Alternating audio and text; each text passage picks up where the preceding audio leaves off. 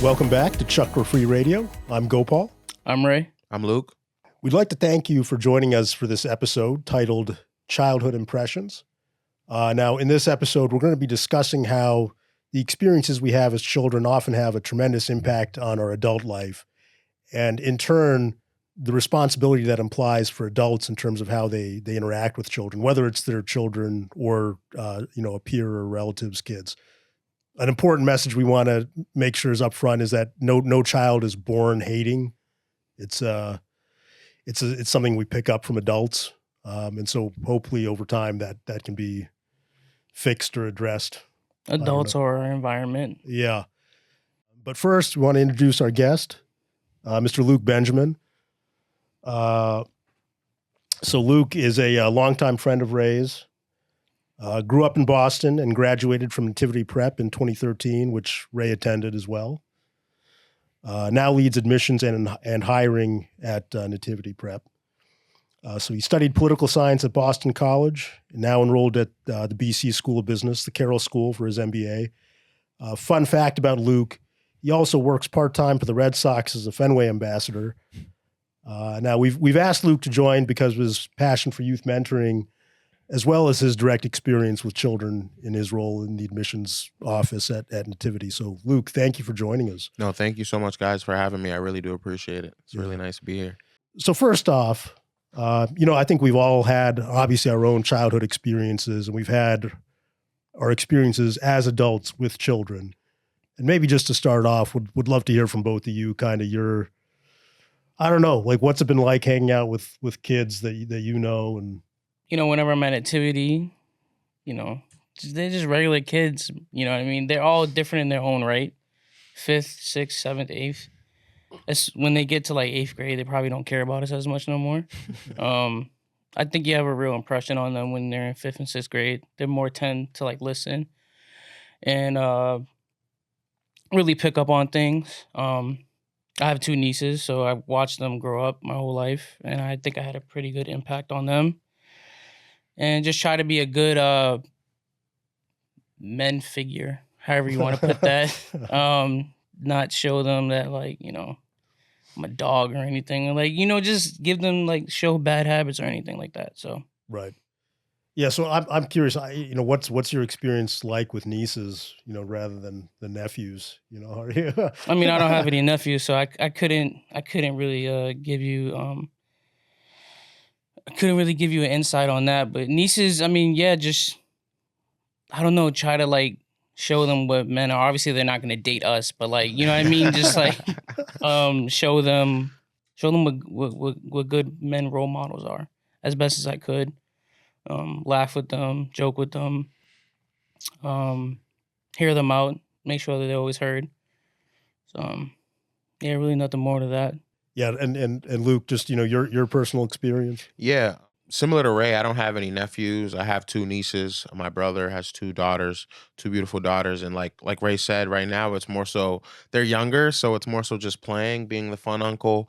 Just interacting with them, playing games with them, teaching them things that, that I enjoyed as a kid and trying to help them go through this younger life. My younger niece, she's 3, so she's going through this age where like, it's the phone.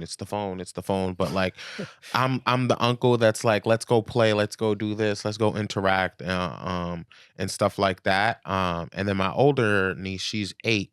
So she's very much like in school, she's learning. So being the uncle that's like helping her with math and science and like trying to be there for her and stuff like that. So it's similar in that sense. But Nativity, it's different because I want so much for those kids. Like, I remember being one of those kids. I remember walking through those hallways and understanding like what home life looked like or what the goals I had were. So like, I'm really heavy, or I push those kids a lot because I want them to accomplish those goals and I want them to achieve whatever that they want to achieve.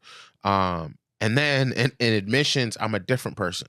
I'm the guy that's like at the basketball game or like the tryout or whatever, and like, hey, you should talk to your mom about this school, or you should give your mom this flyer, or you should tell your mom about this program that we have that you can play basketball at.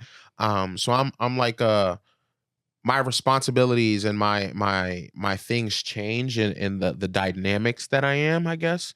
Like as an uncle, I'm more friendly and kind and loving. At school, I'm like that pusher, like let's get going. And then in admissions, I'm like that smiling face. So it's really, I guess, depending on the Yeah. place. I would say one last thing. One thing I always did to my nieces whenever they came home from school, no matter what age they were, I always said, "Did you do your homework?" As soon as they walked through the door, like they gave them no chance. Right. Or what's on tap for homework? You know what I mean? Like I'm trying to like, you know what I mean? Like tell them like. Yeah. You probably didn't have that as a kid, or did you?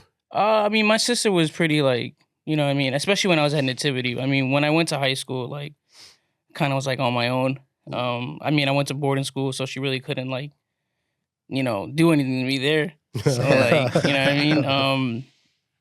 But then when I, went to public school after, she was like back on me again. But yeah. Yeah. And so I have two kids, ages 10 and 13. I think for me, one of the experiences of being a parent, which I think was pretty profound, is that you notice that even at a really, really young age, it could be as young as 3 or 4 months, the individual personality of the child comes out. And so I think, at least for me, I have a pretty firm belief that every person comes into this world with some kind of personality. Now, obviously, their experiences in life are going to shape that to some extent, but it was just really, really surprising to me to see just how quick the individual personality emerges. Yeah. That's awesome. I'm excited to have kids for that reason, because I want to see what my kids turn out to be like, Yeah. I'm excited to see like are they like me? Are they like whatever their mother is going to be? Like I'm excited for that part of the development, because I've been working with kids so much often recently. Yeah. Like I see how different each child is. I see how different their interests is. I see how important home life can impact how the child turns out in school or in sports or whatever. So I'm excited for that phase. So it's interesting that you say that. Yeah, I think it's a life altering thing to have kids. I mean, it really, I think it really changed my perspective on a lot of things, and frankly made me a much more responsible individual. I mean, from when they're born to like about 1, you just see the innocence the whole time. You know what I mean? Like, yeah, there's really like nothing there yet. Yeah. At least to me, what I've seen. Yeah. No, and one thing that was I had to travel for work every now and then, and with our oldest son, one day I was gone for just a couple of days. I think he was maybe 3 months old at the time, and I came back, and all of his motor skills were like completely different within just like 2 days. Yeah. It's like it's really. And I think when you're observing the child day to day, you may not notice it, but if you're separated for a couple of days and you come back, you all of a sudden you realize how rapid the development is at that age. That's crazy. So on this front, I think sometimes adults have this impression that kids don't really know what's going on, or Mm-hmm. or aren't paying attention. I'm just curious for both of you. Do you have any kind of profound childhood memories? Whether happy or sad, that you want to share with the audience? I mean, I'll go to a happy one. I mean, at a time where, I mean, I probably like talked about this before, but at a time where like my life was like, I had no big brother at that point in my life when you came around. I think just those days where you would come and we just go play wiffle ball in that parking lot right Yeah. across my house. Yeah. I think those were like the best days, and that like put me on like I seen like a good person. I seen what good men could be in a Yeah. time where like it probably wasn't a good time for me. You know what I mean? Right. So Right. No, and it's funny. I had a lot of fun, but I probably didn't. I probably underestimated how big an impact. I was yeah, like, I mean, we're you just playing you wiffle just throwing the ball to me. You know what I mean? Like Yeah. doing that for like an hour or two was like the best hour or two I've ever had. You know what I mean? Yeah. It's funny that the way you pose the question now versus the way I was thinking about the question all week. Like I told you before, like this question kind of like I was thinking about it like, dang, one childhood memory. But like just now you said it a little differently, so it made me think about a completely different memory than what I was gonna say now. You said like adults, we don't know, like children, like adults don't think children pay attention or know what's going on. And 9/11 is a perfect example of that. I was a child. I was what, 2 years old. 9/11 happened. 3 years old. And obviously 9/11's going crazy. Everybody's watching the news. And I had this one uncle, and God rest his soul, he actually passed away last November. And he had nicknames for all of us, all the kids and stuff like that. But that was his way of showing love, like having a nickname. And as a kid, like, I don't want to be called this random name. I want to be called my name. And he would annoy me and call me these names and stuff like that. And this is just as 9/11 just happened. And this is a story that my family tells all the time. I go as a kid, if you don't stop annoying me, I'm going to call bin Laden and I'm going to have him fly a plane right through your house. Oh. And I said that to my uncle as a child.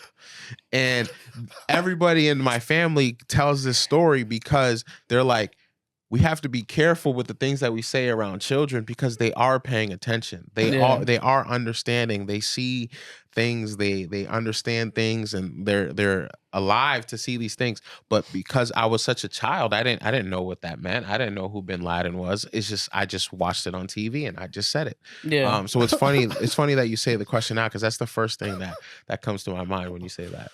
Oh, so you said this when you were 3 years old? I was 3 years old. Yes. That's crazy, man. Yeah, I was 3 years old. Yeah, and my family retells this story all the time. But RIP Unc, I mean, I just piggyback on 9/11. I mean, I just remember everybody in the classroom when I was like 7 or 8, just like the teacher just completely go quiet. Everybody just being calm. Just, all right, we're going home now. Right. They didn't say nothing. Yeah. And then went home, and then this, my mom had it on TV, and I was like, oh, that's why everybody was like rushing us out. Yeah. It's funny is I don't even remember that. I don't remember 9/11 at all. I don't remember like being a child and saying that. And the thing is, I have a really good memory. So like I remember a lot of stories as a kid. I remember going and traveling as a 4 and 5-year-old and going to Haiti and seeing my grandmother, but I don't remember that story. But if you ask any of my family or any of my uncles and aunts who were there, they tell the story the same way. It's pretty funny. Yeah. I really don't remember anything like from like 4 or 3 to like I don't know. Trauma. Yeah. So my story, this is when I was 4 years old, and again on the theme of maybe adults not always realizing that their kids may pick up on certain things. So there was a little movie that came out in the summer of 1984 called Ghostbusters, the original. My parents took me to see it along with my older sister. And it was a traumatic movie for a lot of reasons as a 4-year-old, just a lot of impressions there that, maybe you're not expecting to see. But the memory that sticks in my mind is there's the scene with Dan Aykroyd having sex with a ghost. I don't know if you remember that. No, I don't remember that. I remember we were talking. I rewatched Ghostbusters recently. Yeah. My parents are pretty conservative, especially when I was young, in terms of not wanting me to be exposed to too much. And so like they were the classic, like if we were watching a movie and there was something on that they didn't want me to see, they would ask me to leave the room or they would fast forward. But we're in the theater, so that's not an option. They didn't do the cover your eyes? No. I think it happened too fast. That's what my mom's favorite thing was. Yeah, my mom would do the same thing. Yeah. So anyways, the scene happens. I have no idea what's going on, right? And so I asked my mom, I'm like, what's going on? And she says, nothing. Her answer was, nothing's going on. Now, the entire audience in the theater was laughing their head off, right? I'm like, it's not nothing. Clearly. Something's going on here, and so, kind of left this weird, like, I'm like, so sex involves ghosts? Like this is like this is in my head for like, a good period of time afterwards, And again, my parents probably didn't have any idea that I would remember this, but again, I think we really underestimate how much kids retain and pick up, and maybe they don't express it, but I think it's there. Think about how much trauma you could have had, like thinking that that could have scared you from like sex, everything forever. Like, hey, if you're having sex, you gotta have sex with a ghost, or a ghost is gonna come in while you're having like that is trauma. Yeah. You should be able to yeah. have a conversation with your parent about that and be like, hey mom, like this isn't real, right? Yeah, good times, but yeah, anything else from childhood you guys want to talk about, or? No, I think I'm good. Yeah. The other thing that I was gonna bring up was the impact of like parents on the things that you do. That was the first thing I was gonna talk about before for the 9/11 story. But I was gonna say that my mom was big on education, or is big on education. So she was very, very involved in my school. She was always there in parent teacher conferences. She would meet and talk to my teachers all the time. Um, so that made me have a really big emphasis on education. And because I knew that if I did well in school, my mom would be there and she would be like, hey, good job. Like, or she would positive reinforcement in that sense. But when it came to sports or Pop Warner or whatever the case may be, whenever I had a good game or whatever, she was never there. Or she would pick me up after the game and I would tell her and she's like, I don't know about football, and things like that. So it made me not care as much as excelling at football or doing great in sports, because I knew that I wouldn't have got that pat on the back from her. So I knew academically, if I did well enough, that she was going to be there and she was going to say the things that I needed or support me in the way that I wanted, because academically she knew what that meant for her and family wise or whatever the case may be. Right. Yeah, that's great. Yeah. And I got to thank my parents. They spent a lot of time with me, beyond school curriculum stuff, just, pushing me along. They had a huge impact, and a large part of why I ended up in the world of finance is because my dad taught me about the stock market when I was like 8 or 9 years old. So, these are, these interactions as a kid can have a huge impact. I hope, I hope the audience out there, kind of understands that. Yeah. Don't at all underestimate how big an impact you can have on a child. Yeah. With just even a little bit of time dedicated to them. Yeah. I mean, I think I'm the opposite in a lot of you guys' stories. Like, don't want to keep getting morbid, but like, I didn't, like, my mom like died young. You know what I mean? I didn't have a dad, so like, Yeah. I think my positive reinforcements were always nativity. You know what I mean? Like seeing those guys, you know what I mean? Just them being who they were and just being good men is what, like, I don't know, just brought me, like, no, I didn't have no parent that came to the game. You know what I mean? Like, as much as I wanted, like, my sister and, like, my aunts and everybody to come, they just never did. Like, didn't mean that they didn't love me less or they didn't love me at all, but it just, I don't know. Like, you would see other kids' parents there and you're like, damn, man. I wish somebody could just show up for me so I could just show out real quick. Yeah. But like, I think I just always just like put it in the back of my mind. I just got straight to it. You know what I mean? Like, it didn't really matter to me, but yeah. Yeah. Well, we want to turn this conversation to the spiritual aspects of this topic. Now, there's a heavy emphasis in a lot of spiritual traditions about the need to essentially return to the innocence of childhood before we can attain to the highest. Now, we've got a couple of quotes for this episode. Now, normally for quotes, we just do them verbally, but for these quotes are so important that we're going to flash them on screen as well.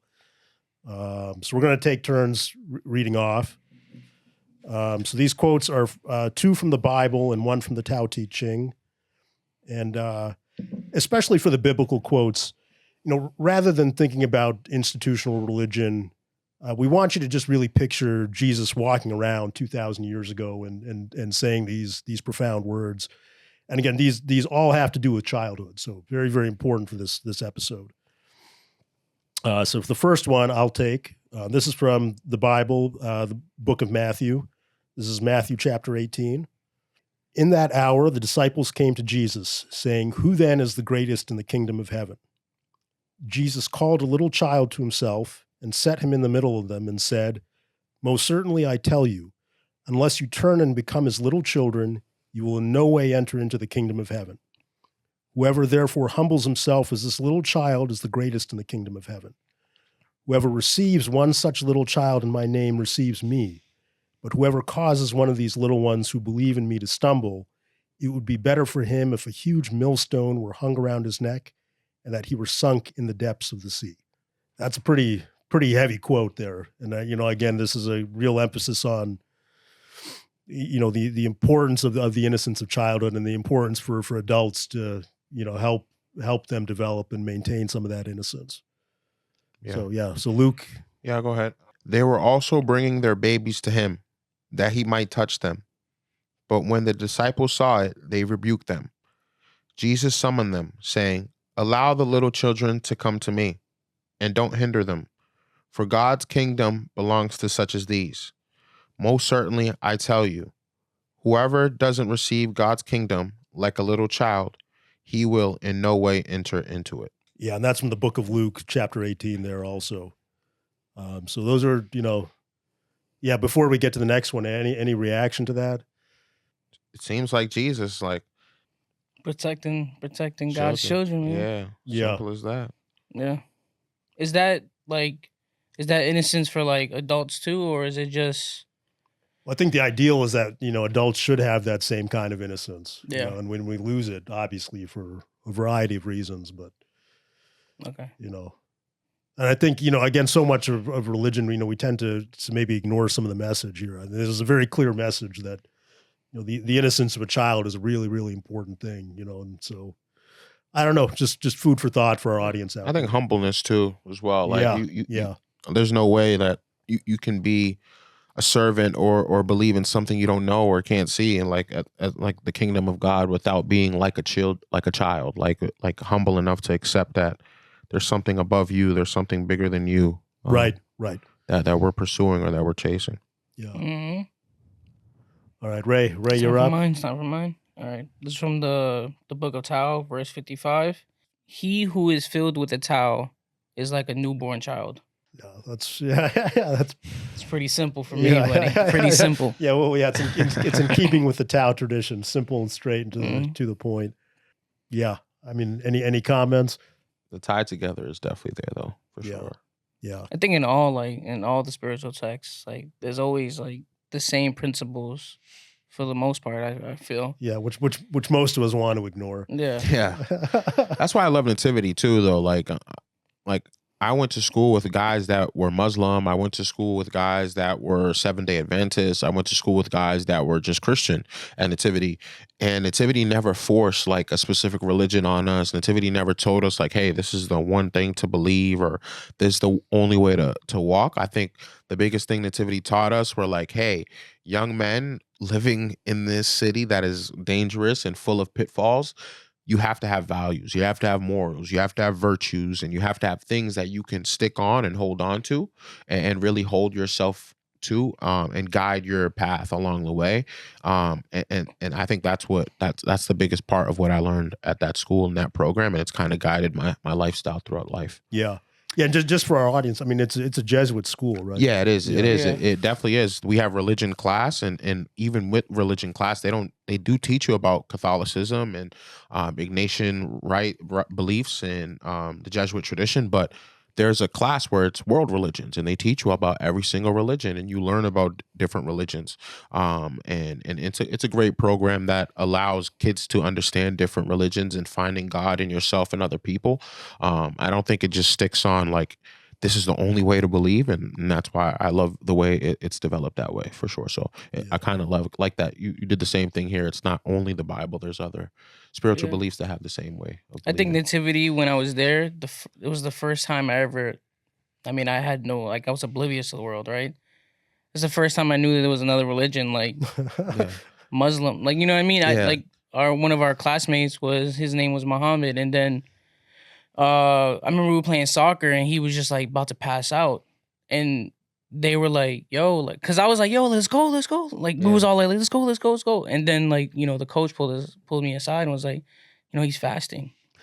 You know what I mean? I was like, I don't know what that means. Yeah. But like I was oblivious. Like I was like, I wasn't sure what that meant or whatever. Exactly.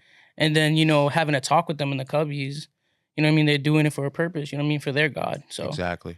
And I think in the same vein, now we have students that are Muslim and the school provides safe places for them, like to when they're fasting and things like that. Like I think like you want a place, or you want young men to develop in places that are accepting and loving of all traditions, so that when they get to high school, a place that's going to test their traditions, a place that's going to test their beliefs, they've already nurtured that. They've already developed that protection on that, whatever it is, so that in high school they're like, I don't know what you're trying to say to me, but my beliefs are my beliefs, and I'm going to stick on that, because that was my biggest challenge in high school. And that's what I try to prepare the kids for high school. It's like, they're not going to test your academics. They're not going to test your athletic ability. They're going to test your manhood. They're going to test your beliefs. They're going to test your virtues. They're going to test the things that are going to make you feel like less of a man. And let's make sure that we feel confident in those things before we take those next steps. Right.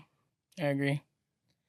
I mean, I think everybody's different, right? Yeah. Like I was tested like sports wise when I got to high school. Yeah. You know what I mean? Everybody in Nativity I'm like, Ray, you're good. You get there, you realize you're not that good. Yeah. There's better players.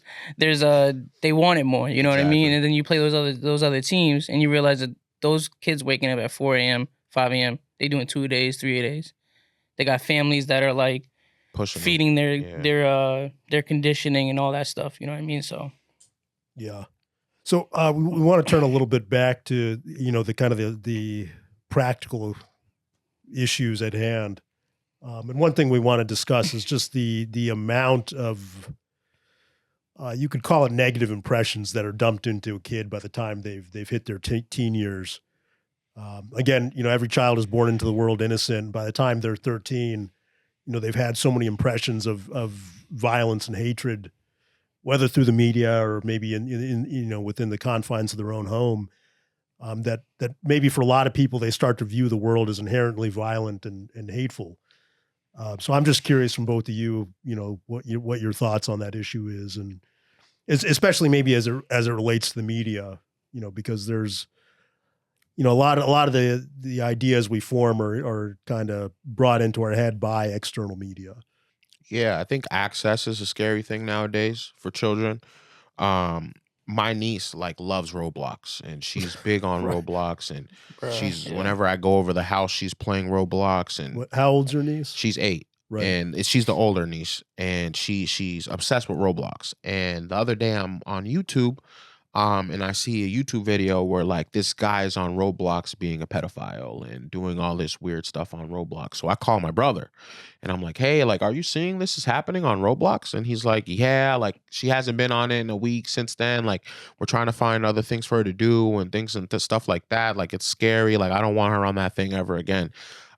It's just access. Children are younger, but they have access to the internet. They have access to be online. They can watch YouTube videos, and they can just run into the wrong things. It's a scary place now. And then now you're on your phone and you're watching people die. So it's a scary world that we're living in. And I think it's, I guess the onus now is more on the parents. It's there's more onus on the parents to, police their kids and to watch out for the things that they're watching, watch out to the things that they have access to. Because it's definitely a scary world that we're living in right now, for sure. Yeah, I mean, I think you can police them, or they can watch those things or listen to music and do those things, but explaining this is not life. Yeah. You know what I mean? This is not don't take these bad things and make them your habits. You know what I mean? Develop good habits or whatever. And I mean, I watched Boys in the Hood, man. I watched Paid in Full. I watched all those things as a kid. Yeah. I didn't grow up and want to go shoot somebody or sell drugs. You know what I mean? So, always think about the repercussions and the consequences was a thing for me.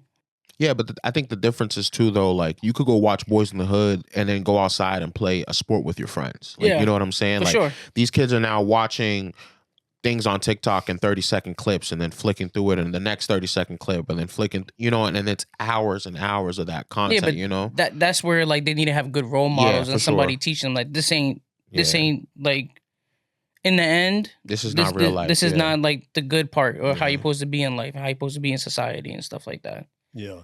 So Ray, I'm curious. I mean, how old were you when you watched Boys in the Hood for the first time? Probably around the time where you met me, 8, 9. Right. So Right. I mean, do you remember like what was your react? Because that's a pretty intense movie for an 8 or 9-year-old to watch. Like, what was your Ricky. Yeah. yeah. I mean, it was just. I mean, I probably wasn't thinking about good acting, but I was just watching it. Yeah. You know what I mean? Yeah. It was nothing like I said, I didn't want to go out there and go to South Central and like just be out there. Like I just, just watching a film. Yeah. So I also like Pokemon and stuff too. So like, yeah. I remember that. It's the best of both worlds. You know what I mean? Yeah. Watch shooting and then go see Pikachu. You know what I mean? Yeah. We got to thank Pokemon for a lot of that stuff. Yeah. Providing a little bit of innocence. Yeah, man. Yeah. Like, That's true. You know what I mean? Yeah. I feel like your Pokemon, like the one that you would choose, is like the type of person you become. Yeah. Like whoever, like I love Charizard, but like whoever chose Charizard back then, they were pretty aggressive kids. I wasn't big on Pokemon, so like the Pokemon stuff flies over my head. Yeah. I was At not first, a Pokemon guy. I loved Pikachu, so like Okay. I was all I know bubbly and Pikachu. like I mean, yeah, like come give me a hug.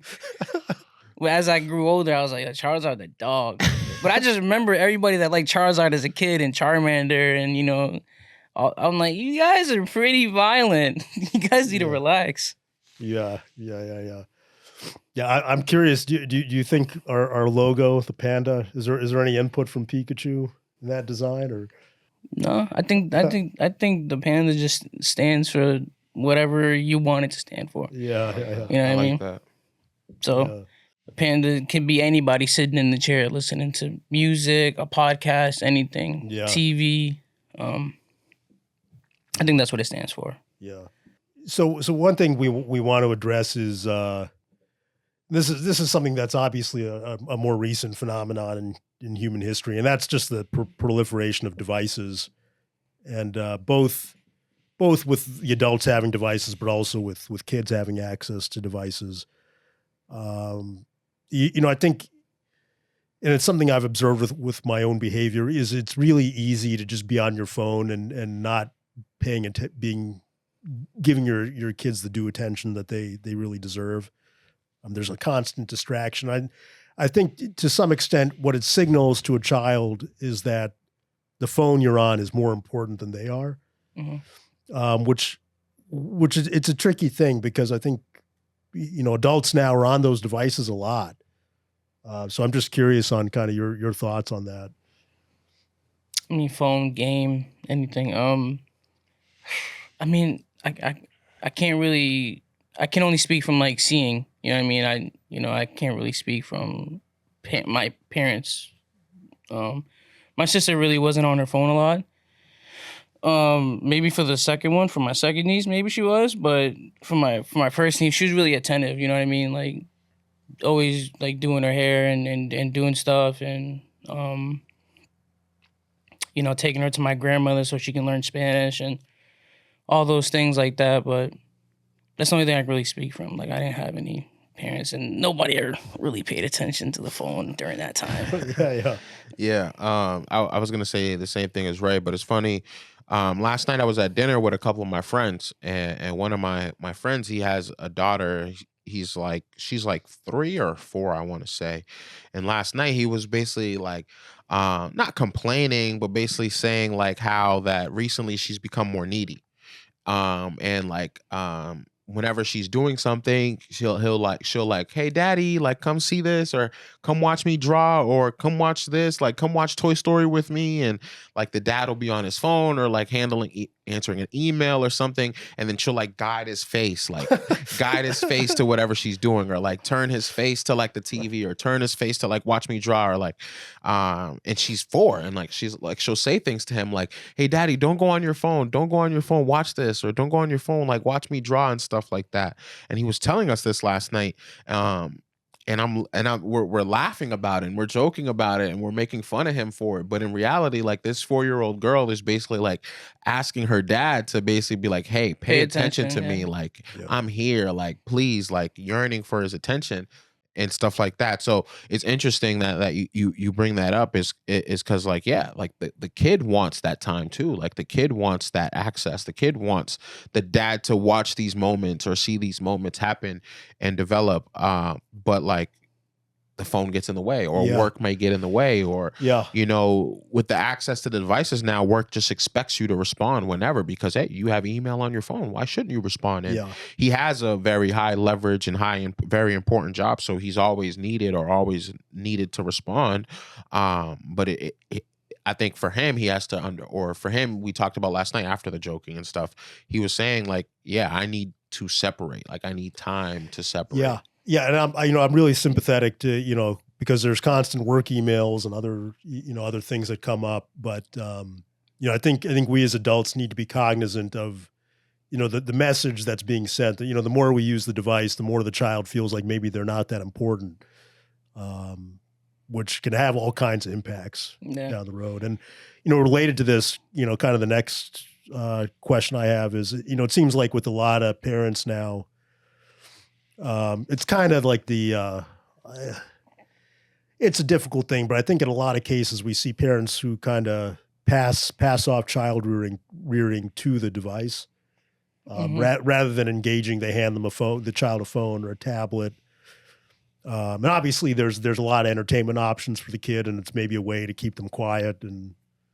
But kind of, I don't know, just curious on your thoughts. And I would say for me as a parent, my wife and I have been pretty diligent about limiting access, but it's not an easy thing. I think just trying to find the balance.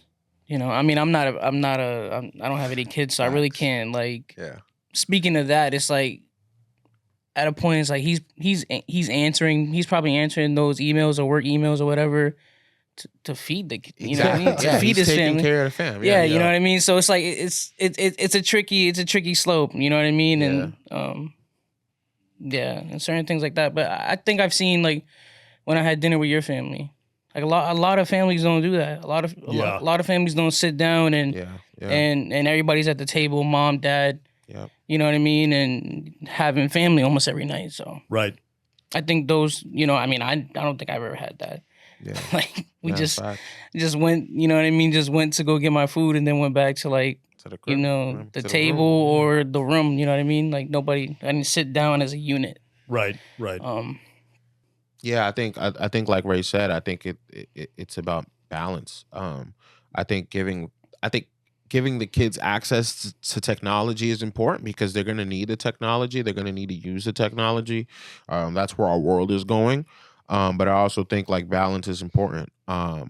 Like we just didn't have access to technology as much as kids. Like my phone wasn't as usable at the dinner table in 2008 versus my iPhone now. Like I can, and it's better programs now. Yeah, like I can do anything on my phone now versus when I was at the dinner table in 2008, 2009. Like my phone was very limited. So of course, like a child is gonna want to watch their favorite TV show while they're eating dinner. Like, am I gonna fault a parent for that? No, I'm not really. But like, if every time I see your child, they're on the TV program, that's different, like there should be some time away. There should be some separation because like we need social skills. You need the ability to conversate and do those types of things. So like Ray say, I think balance is conversate. You need to be able to feel, you know what I mean? Yeah. Like, kids need to feel emotions. Yeah.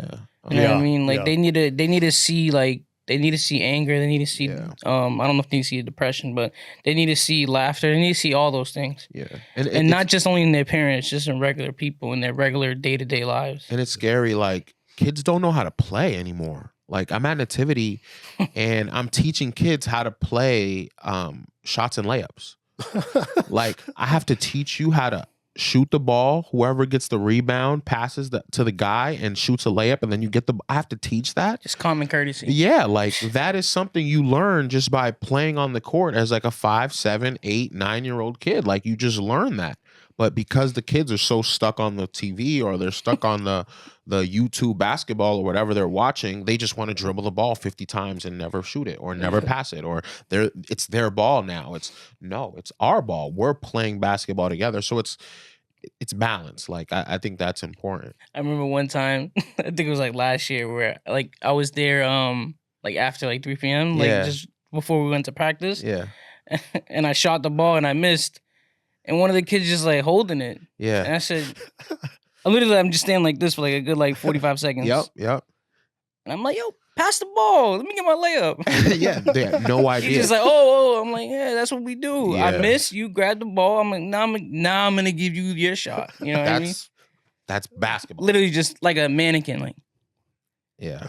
Yeah. That's the scary part. Like we're losing parts of like childhood. They're losing parts of like developmental, like, you know, like developmental parts of like their age, like are missing because of the access that they have now. Like, why do I want to go outside when I can just call my friend on the party, or we can just talk on FaceTime, or we can just why do I have to go meet him in person and play and go see him on the court? we could play COD. Yeah, on like I used to have to get on the train, get my butt ready, get on the train, go and be outside and learn the train system and go see my friends. Now kids don't know their home address. Like, Right. if you ask a kid their home address, they don't know. Oh, what's your mom's phone number? Oh, can you go check on Alma for me, which is our system. Like, I knew my mom's phone number by the age of 8 or 9 because I had to. Right. But these kids now, they have no idea what their mom, like, it's just things like that because of the access of the phone, because of the access of the technology. They're not outside. They're not experiencing. They're not doing things that they should be doing that are important for developmental growth, you know? Yeah. So one issue we want to talk about is just, you know, for children experiencing violence or, you know, significant difficulties within their home life. Just curious on kind of, you know, whether, you know, experience with people you've known. You know, it's worth mentioning, and this is obviously not to excuse, you know, his decisions and behavior, but Adolf Hitler was somebody who was raised by an extremely abusive father. Now, again, it doesn't excuse what he did, but I think the lessons he learned as a child is that violence is justified and, you know, might makes right. You know, I think for me, it you know, I hope at some point one of these generations of humans will finally teach their kids that violence and hatred is not the solution. But I don't know. I'm just curious for both of you, what, you know, your personal experiences. I mean, I think violence and mass genocide are different. Yeah. Like, I can punch you in the face and that's violent, but taking out a whole a million, Yeah. you know what I mean? Like, he Yeah. learned hatred for a specific Group. eyesight. I mean, not you know, eye color and hair color. You know what I mean? He literally learned that. You know what I mean? So that's I think abusiveness is I mean, everybody probably got hit, but like, I don't know. I think they're just too different. You know what I mean? Like, that was like embedded in him. Like, that much hatred for a specific type of group is crazy and beyond like unforgiving. Yeah. Yeah. I do agree that if you're grown up in a certain environment, you can you know, develop certain traits and things that affect you as a grown adult. Like, I don't know specifically for me, but like, I know people who their parents weren't the kindest or most loving and passionate to them, and then now they're in a situation where their relationships aren't that way, or their relationships with their children are similar in that way, or whatever the case may be. So I think learned behavior is learned behavior, for sure. But that's why I think for me, like, I want to be very intentional in the ways that, one, like, I like when I do have children, that like, I love them, but then I do have that hard hand, because I do think having a hard hand is important as well. Like, allowing a child to think everything is okay or everything is sweet is one thing, but I think setting boundaries and having those things that, like, hey, that's not okay, or you shouldn't be doing that, is okay in the home. I don't know. That's just personally for me. Yeah. It's discipline is a tricky thing. You know, I think, you know, a lot of parents, I think, have kind of given up. Yeah. You know, I think they've kind of, you know, they expect others to do it for them. And that's funny that you say that too, because now, I don't know, maybe maybe I'm reading this wrong, but when we were kids, whenever we were getting in trouble at school, my mom was like the biggest defender of the school. Like there was not a single thing that I did at school that my mom would be on my side for. But now when we call parents or we'll tell parents that like, hey, your son did X, Y, and Z, the first response is, but what did the other kid do? Or Yeah. my son didn't do. There's no way my son did that. No, there's no way my baby did that. There's no way your teacher must be lying or this. It's a rebuttal. It's like a off the top a response. It's never a we believe you or we're on your side and that's the scary part. It's like, oh, you can never believe your child can do no wrong, but when he's at home, what is he perfect? Like that, it's things like that are interesting in like family dynamics now in the schools. All right. Well, yeah, this has been a serious topic. Yeah. Anything else? No, I mean, I've seen all that stuff. Like when I be there, I be like, I think that's like, as a parent, that's such like a bad like way to respond. Yeah, What did the other kid do? exactly. Just, you know what I mean? Like we all did things Exactly. that were different from when our parents saw or when whoever our guardian was from when they saw us and when we were by ourselves. Exactly. You know what I mean? Like, yeah. You know what I mean? Like, so I'm glad that you can vouch for that because it's real. Like it's a scary place to work in I remember schools. being in Nativity and taking the lacrosse gloves and boxing and boxing with them with kids in the cubbies, bro. Like I remember doing stuff like that. Yeah. And then when the teachers came by, we just threw them off. I'm like, man. And you know, one of the kids that I punched, he's over here grabbing his stomach, and they're like, "What happened?" I'm like, "Shut." We're all just looking at each other, like, you know, nothing. You know what I mean? But it's like, you know, it's kids. You know, I mean, I've done. Quick story. One of the best stories. Not best, like one of the most memorable stories just because of the stupidity that we did as kids. In 8th grade, me and my friend Giovanni and my friend Adam, we would always, and it was like the last like month in school, we would always just mess up the classroom at the end of the day. We don't know why. We don't know why we did it, but we did it, right? You know, there was this day where another classmate was in our class while we were doing that, and we had like a broken yardstick in the corner of the classroom. Yeah. We're just messing up the classroom, blah, blah, blah. I grab this yardstick and I throw it. And I throw this yardstick. The kid got hit in the eye. And I, oh my God. Mind you, you know a movie that I was thinking about too? 300. Oh Lord. This is for Sparta. Yeah. As I threw it, bro. Oh Lord. It almost took this kid's eye out, bro. So like, man. I just remember just being like, when we got sat in the room the next day with, you know, the principal, Mr. O at the time, he was like, why? Like, he was like, I could expel you 3 right now. And you know what I mean? Like, I didn't want them to get in trouble for it because I'm the one that threw it. You know what I mean? Of course. And it was just like that stupidity where it was just like, you know, there was nothing that I could do in that moment. There was nothing I can justify what I did. Yeah. You know what I mean? I did and made a grave mistake, and I apologize dearly to that classmate. And, you know, he still holds a little grudge today. But, yeah, man, that was, I'm just saying, bro, like, when there was no adult supervision around, we all did crazy stuff. Yeah, of course, man. Of course, man. That's kids. Yeah, well, yeah, blame the movie, man. Yeah. Great movie.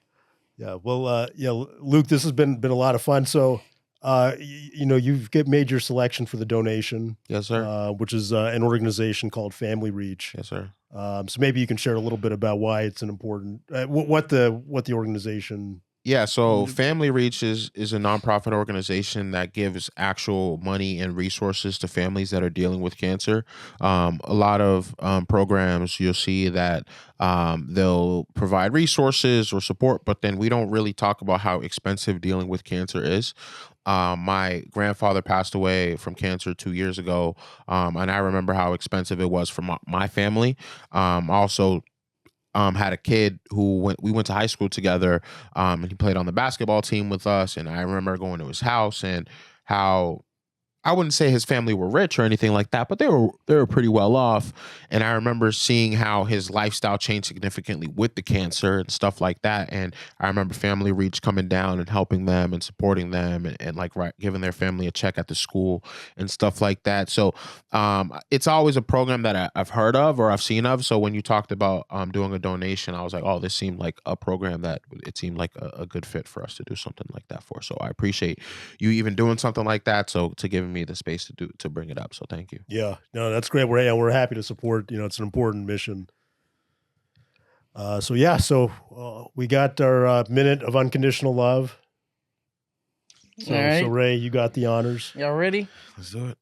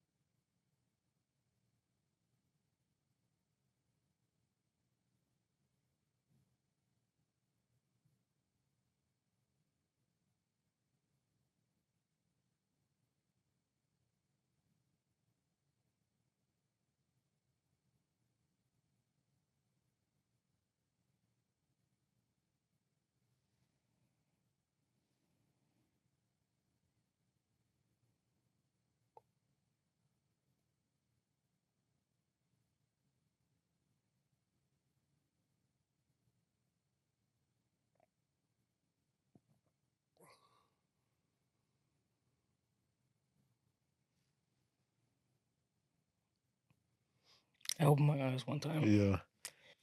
I had to try so hard not to laugh because I kept picturing 13-year-old Ray with the yardstick shouting for Sparta.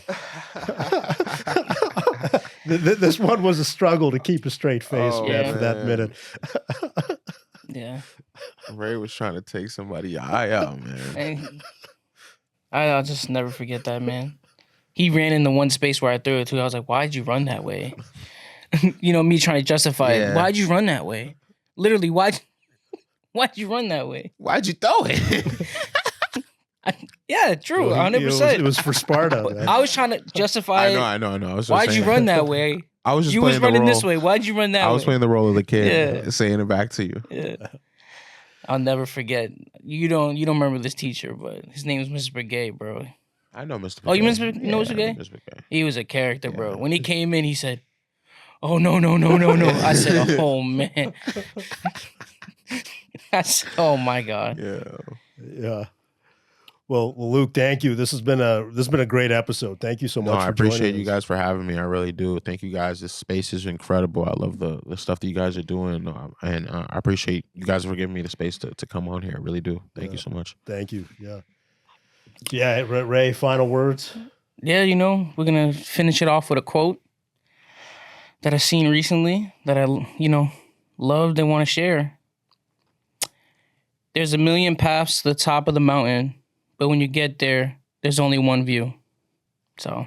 Yeah, that's great. Yeah, and who's the credit Michael Beasley. He's a famous basketball player, great college player. So. Yeah, that's actually a pretty profound statement. He's a great mind, man. Yeah. He's a soul that people like took advantage of, and you could see that he has a lot more to him than what meets the eye. Yeah. So I'm glad that he's able to share these quotes now and, show his process of life now. Yeah. Awesome. Well, we'd like to thank you for joining us. Until next time, this is Chakra Free Radio signing off.